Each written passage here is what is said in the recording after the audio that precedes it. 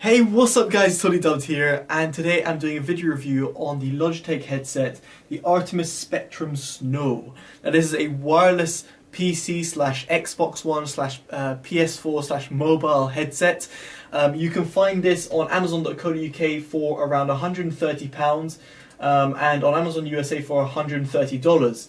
Now what you'd realise is that maybe you can see on the screen or not, but I've got the black version on the screen but the white version over here. Well, the white version is the special edition version, but essentially all the difference is between the two models is the colour. So if colour isn't going to be a big deal to you, then you can save yourself quite a few bucks. In Amazon USA, for example, $130 is for the black one and $190 is for the white one. In the UK, you can find the black one for $130, whereas on Logitech's website it's around £170. So do bear that in mind, but the one I got is the Snow edition. And without further ado, let's go into the review. And we're going to be closer up with the product. So inside the packaging, you get obviously the headsets themselves.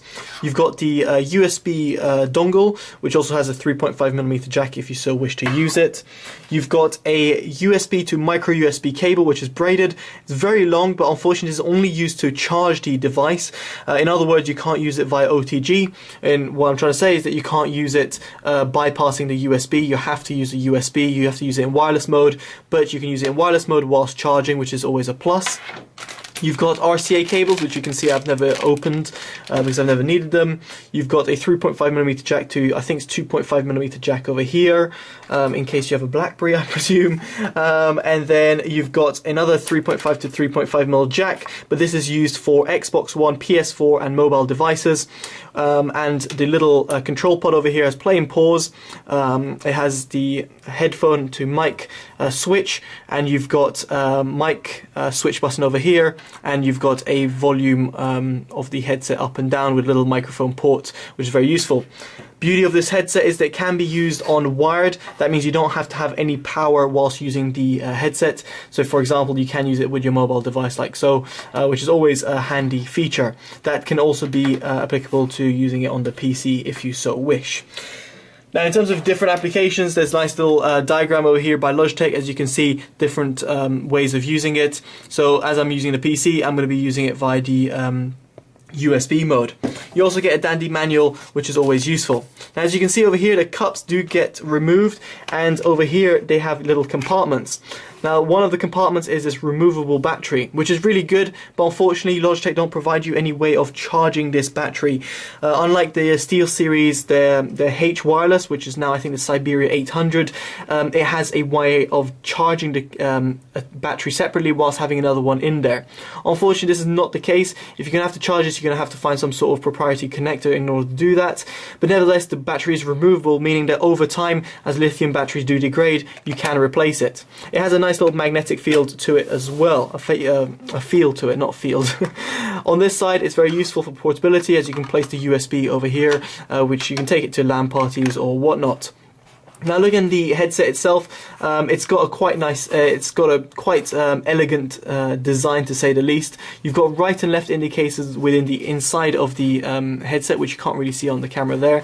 But looking at it with right over here and left here, the left hand side is the one which has the most sort of going on. So on the left hand side you've got on and off switch, which I can just switch on over here.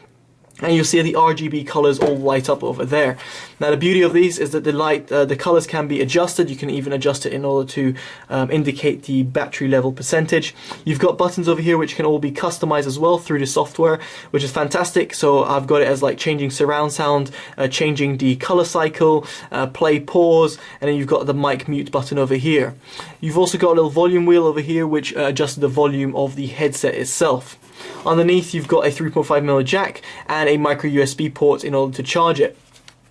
On the left hand driver as well, you've got this retractable microphone, and as you can see it had a little red dot, so when you flip it up it's muted, as you can see there, as you flip it down, it becomes unmuted. But if you so wish, if you want to mute it as well, you can press that dedicated button and then it will turn it red. A little indicator there, but it's extremely handy in order to know if it's muted or not. Now the microphone does retract a little bit. It's got a small little leeway. I found it's a little bit small in terms of how far it extends. I would have liked it to come just a little bit extra over here for different size heads, but nevertheless it's good that it has this sort of a small little wire coil that can be adjusted. In terms of the design of the headset, I think it looks absolutely beautiful, especially with the RGB lighting. Not that I'm a massive fan of RGB, but I like the fact that what Logitech have done over here, it's subtle with the RGB and it's not overblown, and yet the design is very nice. You've got a kind of a brushed aluminium-esque look over here, almost like gunmetal look. You've got adjustable headbands, which is pretty much obvious, but with like little grooves and lively little clicky sound in order to prevent it from moving around, and a rubber grip inside, which again is good for longevity. At the top you've got a nice G logo for Logitech Gaming. It's got good in terms of it's not got too much of a clamp, and it's quite well built. In terms of the actual drivers, they do pivot, as you can see, which is good for portability, although they are massive and chunky headsets, so do bear that in mind. But nevertheless, it's good that you can do that. You can't fold them in, unfortunately, but that is to be expected. At the top, you've got a nice soft pad, which is good for comfort. I found that using it at long periods of time, despite the item's weight, which is reasonably heavy for a headset, I found that this padding really does prevent my head going into this hard plastic. On the side, the pads are quite soft, but I would have liked them to be a bit more softer. So more softer, just to be a bit softer. Reason I say that is because other competitors have like memory foam pads, which I don't feel these are. They're just kind of just your average pads. So it's a little bit disappointing given the price of the product, but nevertheless they are comfortable for long periods of time. I should also say that due to the driver diameter and the sort of cup size, my ears, which are pretty big, fit very comfortably within here, so it's definitely an over-the-ear headset, which is definitely a plus for isolating noise passively. That is pretty much the product in terms of the overview, in terms of the build quality and design. I very much like it. I love what Logitech have done with it, and definitely like the way that they're actually thinking with this. So without further ado, let's go into the sound quality and recording quality of it. And we're back. So now everything you can hear right now is coming from the Logitech G933. So you can be the judge for yourselves of the recording quality. In my personal subjective opinion, I felt that the recording quality was a little mediocre. It wasn't too good. And by that I meant that it felt a little bit boomy, it didn't really have some clear mids, and the highs weren't too well extended. And that comes from the recording, by the way, not the sound quality of the headset. So I felt the recording quality would be just a little bit less muffled, and a little bit more clearer. Considering we're talking at the highest end Logitech headset right here, I would have just expected a little bit more from Logitech themselves for the mic quality.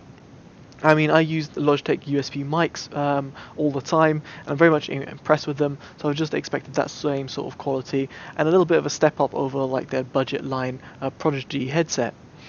So unfortunately that's not the case. On the plus side, if you want to mute the mic, it's not loud. All you'll hear is a click button, which I'll do right now. If I continue speaking, you can hear there was no other sound that would had the crackle or pop. So the only way that people would know that you've muted your mic was literally the press of that button. So do bear that in mind if you're on TeamSpeak or Skype or whatever it might be. Now in terms of the sound quality of the headset, I must say I'm quite surprised.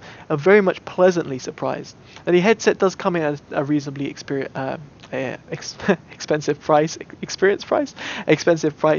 but nevertheless it is a good sound in comparison to its rival, as I said, the SteelSeries Siberia 800, or the H Wireless as it previously was called. I felt this actually really does hold up its own. Its biggest trait is its soundstage. The soundstage is very wide and deep, and this is really due to the fact that it has massive drivers and massive cups themselves, giving the drivers space to breathe.